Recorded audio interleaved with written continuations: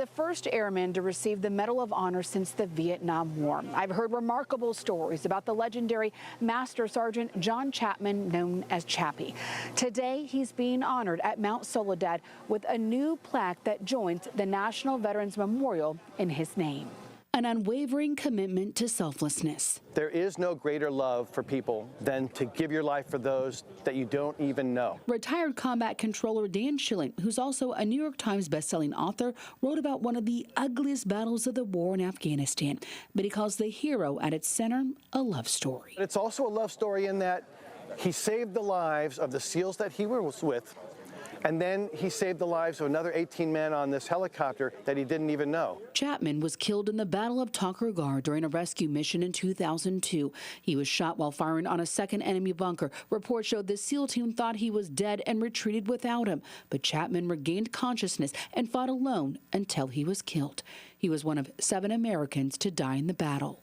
He fights for 40 minutes alone with 2 mortal wounds, against crushing odds, absorbs 8 bullet wounds, 7 shrapnel wounds, in addition to hand-to-hand contusions from the fighting he experiences, surviving and becoming victorious in 3 hand-to-hand engagements. A 30-month Pentagon investigation, including drone video and an Air Force animation, led to Chapman being posthumously awarded the Medal of Honor 16 years after the battle. Gave heart, soul, mind, and everything he ventured into.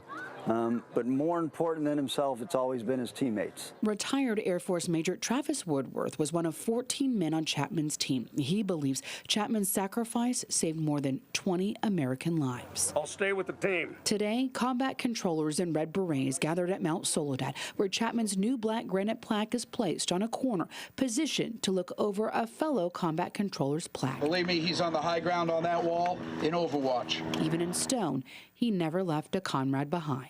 Ultimately, heroism is always a function of love. At Mount Soledad, Abby Black, News 8.